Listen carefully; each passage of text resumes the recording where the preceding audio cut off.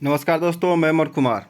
आज UGC net JRF political science का जो सिलेबस में यूनिट 5 है उस पर आधारित लगभग 50 प्रश्न आपके साथ लेकर के आए हैं जो पूर्णतः सिलेबस पे आधारित है। तो चलिए शुरू करते हैं। शुरुआत में फिर आपको बता दूं कि हर प्रश्न पे या अधिकांश प्रश्नों पे किसी भी जगह पे पूरे प्रश्न के चैप्टर में कहीं भी वो 2017, 16, 15 अगर ब्रैकेट में लाल से कहीं लिखा हुआ है तो इसका मतलब समझिएगा कि ये प्रश्न पूर्व में इसी सिलेबस से, इसी टॉपिक से इस वर्ष पूछा जा चुका है।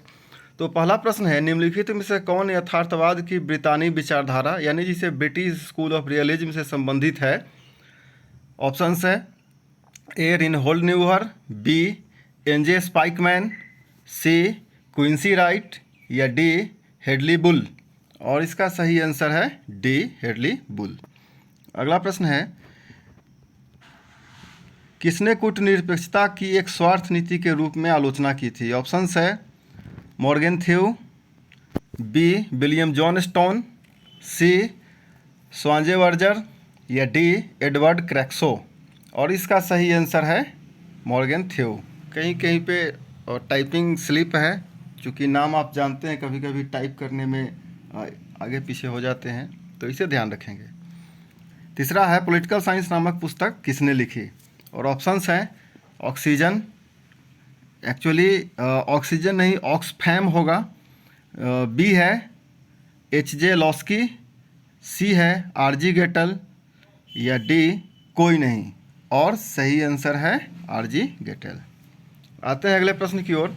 अगला प्रश्न है, मूलतः संयुक्त राष्ट्र की सुरक्षा परिषद की कुल सदस्य संख्या कितनी थी? ए 9, बी 10, सी 11 या डी 15। और इसका सही आंसर है 11। अगला प्रश्न है, किस वर्ष संयुक्त राष्ट्र की महासभा ने विकास के अधिकार को मानवाधिकार घोषित किया? ए 1980, बी 1986, सी 1998 या डी 2006। 1986 में किया गया था। और ये पब्लिक एडमिनिस्ट्रेशन में ये एक बहुत बड़ा विकास का अधिकार जो है वो चैप्टर है, यानी डेवलपमेंट एडमिनिस्ट्रेशन।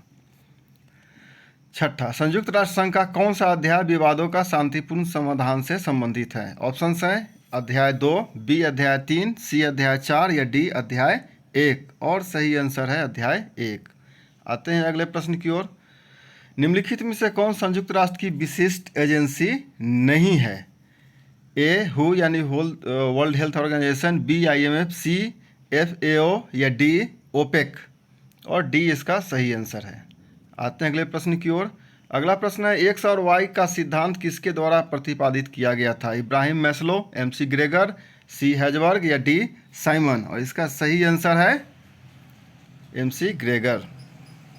अगला प्रश्न है, अंतर्राष्ट्रीय संबंधों का आधार मानव स्वभाव था और मानव स्वार्थी और सत्ता का लोभी था, यह किसने कहा? ऑप्शन है वुड्रो विल्सन, इवांस और नेवहम, सी हंस जे मोंटेग्यू यानी एस.जे. मोंटेग्यू है, और डी केनेथ वोल्टज। और इसका सही आंसर है केनेथ वोल्टज का कहा गया था। अगला प्रश्न है, administration in developing countries the theory of prismatic society किसके द्वारा लिखा गया था? मेयो, विल्सन, सी वाल्डो, डी रिंग्स। तो रिंग्स इसका सही आंसर है। अगला प्रश्न है, शक्ति संतुलन के सिद्धांत का लक्ष्य क्या है? युद्ध, यथापूर्व स्थिति, असंतुलन या संतुलन। और इसका सही आंसर है यथापूर्व स्थिति।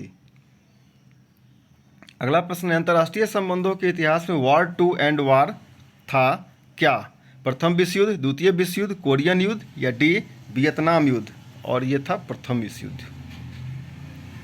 अगला प्रश्न है, जो राज्य पड़ोसी राज्यों को बिना अपने मिलाए उन्हें अपने अधिकार से बस में रखते हैं वो क्या कहलाते हैं? ए औपनिवेशिक सत्ता, बी गैरिसन सत्ता, सी डोमिनियन राज्य या डी अधिकार राज्य। तो ये डोमिनियन राज्य कहा जाता है। ठीक है, जैसे भारत ब्रिटिशर्स का डोमिनियन स्टेट कहलाता था, क्योंकि उसमें अपने में मिलाए नहीं थे, लेकिन सत्ता यहाँ पे उनका था, अधिकार था। अंतर्राष्ट्रीय शांति और सुरक्षा का संवर्धन किसके संविधान में प्रतिस्थापित किया गया है? चीन गणतंत्र, बी फ्रांस, सी भारत या डी अमेरिका। तो ये भारत में रखा गया है। समकालीन विश्व प्रणाली सिद्धांत का प्रमुख पथ प्रदर्शक है?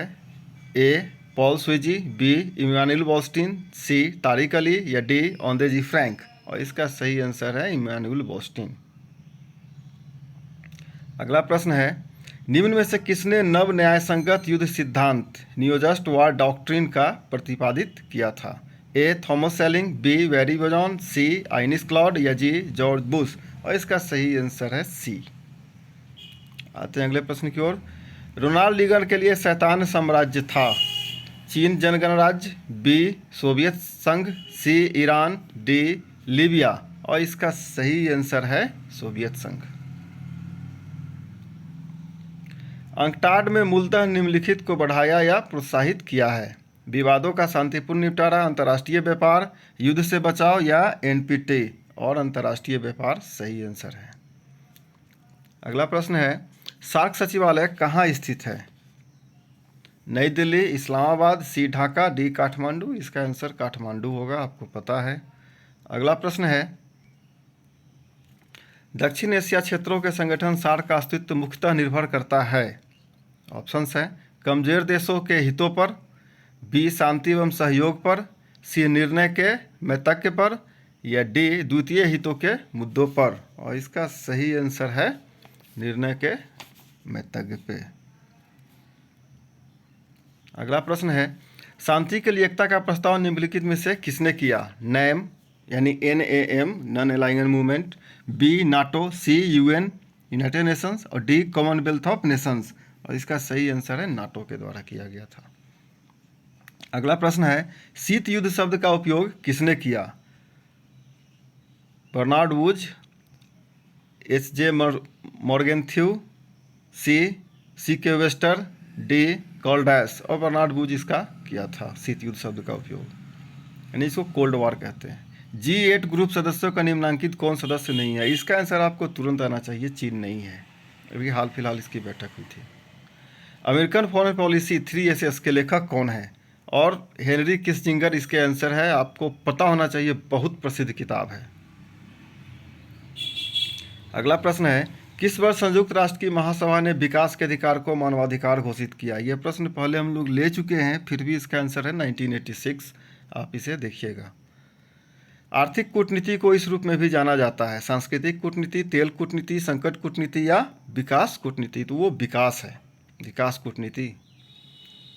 किसने यह तर्क दिया कि वस्तु परक यथार्थ से हटकर अंतर्राष्ट्रीय राजनीति हमारे निर्माण का विश्व है? यथार्थवादी, स्त्रीवादी, आदर्शवादी या निर्माणवादी? तो निर्माणवादी ही ये तर्क दिए थे। आते हैं अगले प्रश्न की ओर। हरित जलवायु निधि यानी ग्रीन क्लाइमेट फंड की स्थापना कब की गई थी? 2009 में, 2011 में, 2013 में या 2015 में? तो 11 में किया गया था ग्रीन क्लाइमेट फंड का। एशियान के किस सदस्य राष्ट्र ने वर्ष 1999 में इसे क्षेत्रीय संगठन की सदस्यता ग्रहण की थी?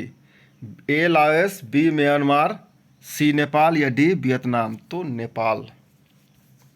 आते हैं अगले प्रश्न की ओर। नव अंतर्राष्ट्रीय आर्थिक व्यवस्था के लिए पहली बार मांग कब की गई थी? ए तेहरान शिखर सम्मेलन, बी डरबन शिखर सम्मेलन, सी कुआलालंपुर शिखर सम्मेलन या डी अल्जीयर शिखर सम्मेलन? और इसका सही आंसर है अल्जीयर शिखर सम्मेलन का। अगला प्रश्न है, निम्नलिखित में से किसका दृढ़ विश्वास था कि आवधिक व्यक्ति समुदाय में सुधार आवश्यक है क्योंकि उदारीकरण एक आत्मविध्वंसक सिद्धांत है? John Rawls, R Nozick, R Dworkin, M Walzer? और इसका सही आंसर है एम बॉल्जर। आते हैं अगले प्रश्न की ओर। अगला प्रश्न है, अंतर्राष्ट्रीय राजनीति व्यवस्था का सांस्थानिकवादी उपागम निम्नलिखित में से किस सिद्धांतों को लेता है? प्रोत्साहन कारक, बी प्रत्यायोजन और एजेंसी, सी ऐतिहासिक कारक या डी सामाजिक कारक? तो प्रत्यायोजन और एजेंसी सही आंसर है। अगला प्रश्न है, अंतर्राष्ट्रीय हथियारों की प्रसार समस्या को दूर करने का आह्वान कब किया गया था? ये आप सीधा 2010 में किया गया था। इसको आप समझिए, बहुत CTBT और नाटो का इसमें सहयोग था। अगला प्रश्न है, अभिजन शब्द का प्रयोग सर्वप्रथम कब हुआ था? 15वीं शताब्दी, 17वीं शताब्दी, 14वीं शताब्दी या 16वीं शताब्दी में? तो 17वीं शताब्दी में किया गया था। अगला प्रश्न है, पॉलिटिक्स अमंग नेशंस किसने लिखी थी? इसका आंसर आपको तुरंत आना चाहिए, ठीक है। मॉर्गेनथ्यू की लिखा हुआ किताब था ये। अगला प्रश्न है, अंतर्राष्ट्रीय राजनीति में राज्य अध्ययन का मूल केंद्र क्या होता है? तो बहुलवाद, बी प्रकारवाद, सी यथार्थवाद या डी उदारवाद। तो यथार्थवाद जो होता है अंतर्राष्ट्रीय राजनीति में अध्ययन का मूल केंद्र है। वैश्वीकरण की प्रक्रिया का क्या उद्देश्य होता है? तो सीधा सा बात है, संस्कृति का भी प्रसार होता है, आर्थिक उदारीकरण भी होता है, समस्त लोगों का सर्वपक्षीय टिकाऊ विकास भी होता है, यही वैश्वीकरण है, यानी डी इसका सही आंसर। अगला प्रश्न है, नाटो का संगठन कब हुआ था? ठीक है, मतलब नाटो संगठन कब बना था? ए 1949, बी 1950, सी 1951, डी 1952। ठीक है, तो 49 में नाटो का गठन हुआ था। वार्सा पैक्ट का उद्भव कब हुआ था?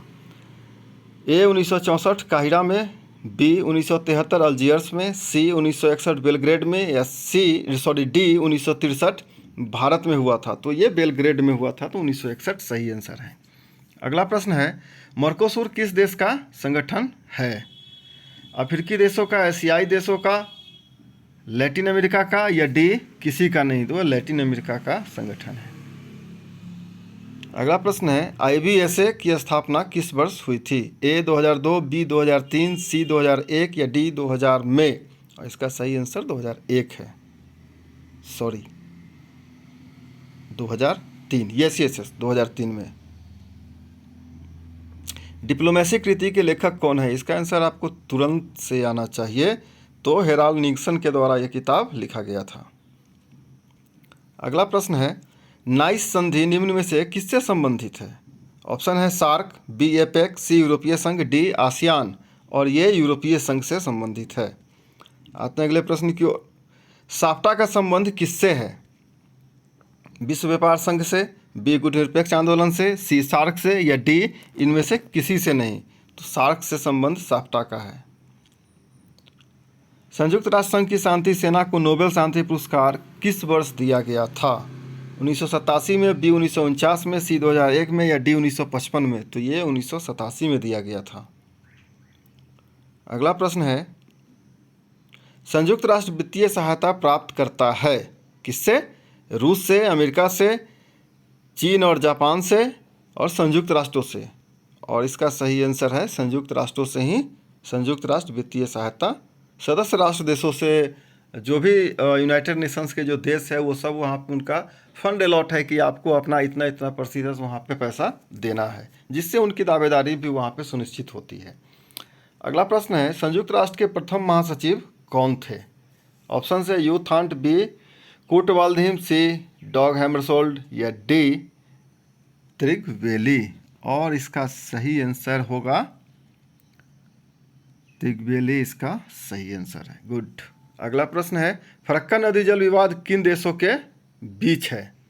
भारत नेपाल, भारत म्यांमार, भारत बांग्लादेश या भारत पाकिस्तान? मुझे लगता है इसका आंसर आपको आना चाहिए। तो दोस्तों ये आज का आखिरी प्रश्न होगा या इसके बाद एक और प्रश्न होगा। तो आपसे रिक्वेस्ट है कि अगर आप चैनल पर यहाँ तक पहली बार आए हैं और वीडियो को देख रहे हैं तो काइंडली चैनल को सब्सक्राइब करें, वीडियो को लाइक करें, इससे अपने दोस्तों के साथ शेयर भी करें। तो फरक्का जो है वो भारत और बांग्लादेश के बीच एक विवादित स्थल है। अगला प्रश्न है, किसने कहा कि दुनिया को लोकराज के लिए सुरक्षित करना जरूरी है? हमारा अपना कोई स्वार्थ नहीं, हम मानवता के अधिकारों के समर्थक हैं। और ऑप्शन हैं Woodrow Wilson, Morgan थ्यू, Mahatma Gandhi या हेनरी किसिंगर। ये आज का आखिरी प्रश्न है। तो इसी के साथ मैं फिर से आपसे रिक्वेस्ट करूंगा कि आप चैनल को अधिक से अधिक शेयर करें ताकि उन लोगों तक ये पहुंचे जो इसकी तैयारी करते हैं। तो चैनल के साथ जुड़े रहिए, देखते रहिए। आज के लिए इतना ही है और वुड्रो विल्सन इसका सही आंसर है। Thank you, all the best.